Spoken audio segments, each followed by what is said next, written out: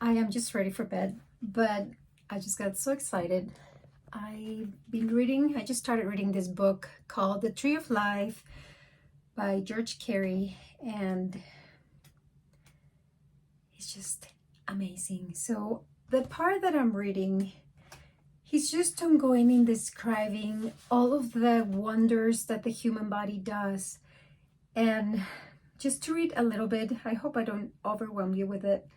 But it says that the muscles are about 500 in number. Length of alimentary canal is 32 feet. So this is written in early 1900s, so it's a little different. The amount of blood in average adult is 30 pounds. 1/5 the weight of the body. The heart is 6 inches in length and 4 inches in diameter and beats 70 times per minute, which is 4,200 times per hour. 100,800 per day, and 36,720,000 per year. At each beat, 2½ ounces of blood are thrown out of it. 175 ounces per minute, 656 pounds per hour, or about 8 tons per day. All the blood in the body passes through the heart every 3 minutes. And during 70 years, it lifts 270 million tons of blood. I mean, these numbers are insane. And so it keeps going on all of the wonders of the human body. How the average area of skin is estimated to be about 2,000 square inches. The atmospheric pressure being 14 pounds to the square inch, a person of medium size is subject to a pressure of 40,000 pounds. And then I love this description right here that says, there is not known in all the realms of architecture or mechanics one little device which is not found in the human organism. And it's so true. Like everything, it's inspired from our bodies, pretty much. The pulley, the lever, the inclined plane, the hinge, the universal joint, tubes and trapdoors, the scissors, grindstone, whip, arch, girders, filters, valves, bellows, pump, camera, and harp, and irrigation plant, telegraph and telephone systems, all these and 100 other devices which man thinks he has invented, but which have only been telegraphed to the brain from the solar plexus, cosmic center, and crudely copied or manifested on the objective canvas. I love this part. No arch ever made by arch or arc. I think arch is talking about the buildings. I still struggle with a few English words, so bear with me. No arch ever made by man is as perfect as the arch formed by the upper ends of the 2 legs and the pelvis to support the weight of the trunk.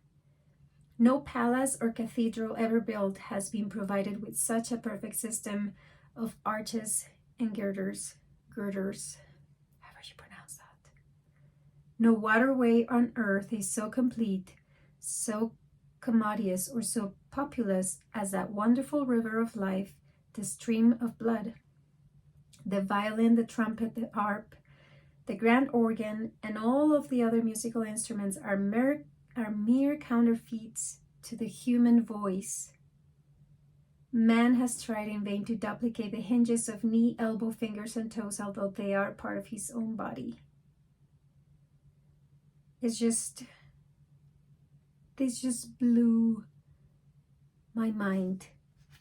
It's just beautiful. And if you think of it, that is the truth, that our bodies are so incredible. And this is why I wanted to stop, even though I do not do justice to this book as I'm reading. But I have noticed that in our culture, we have this tendency to simply not love or appreciate our bodies, to never being content with how our bodies are at the moment. And if you like, if you notice in culture, like women will speak of, oh, now I see pictures of when I was, let's say, a teenager or in my 20s, and I was so beautiful, and I always thought I was so ugly. And it's as if we don't choose to see the wonder and magnificence of our own bodies. And then it goes on citing scriptures how our bodies are the temple of God, because I mean, it's just so miraculous.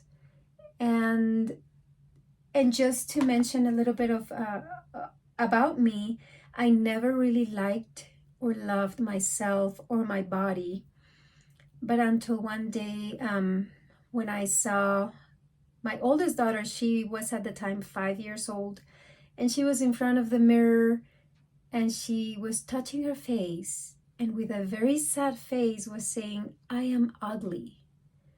And then something hit me, as if, I don't know how, I call it like the creator or God, that higher intelligence. It's like as it hit me and said, she is mirroring you. And then I realized, I see her so perfect.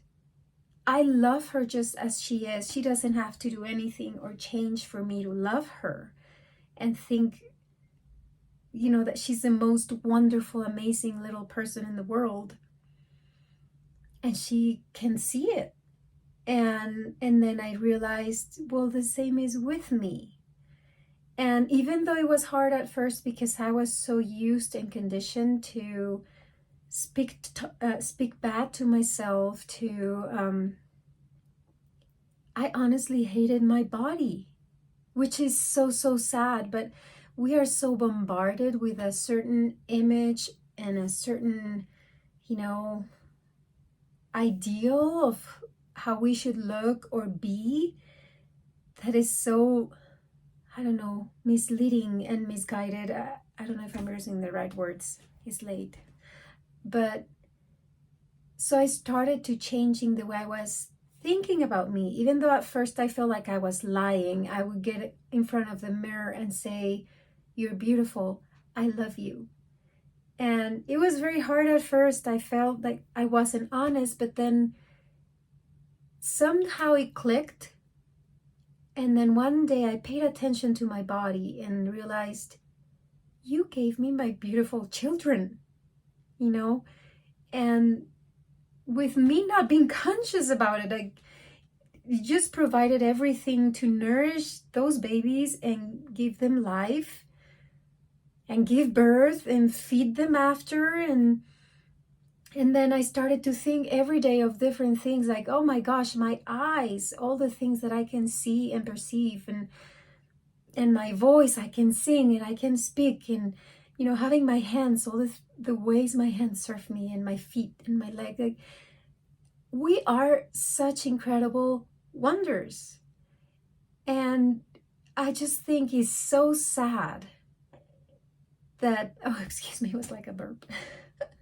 I think it's so sad that we lose the perspective of how wonderful we are, how magnificent each and every one of us is, and get so shallow in our look or in our thinking that it's all about how we look, it's all about how others perceive us. But the truth that I've found, it's about how you perceive yourself that makes all the difference. And the moment when you learn to love who you are as you are, and when you're ready to put the effort, the conscious effort of choosing your thoughts and your words and every action to become the best version of yourself, everything changes. And so I just wanted to stop here for one little while. It's been almost 10 minutes.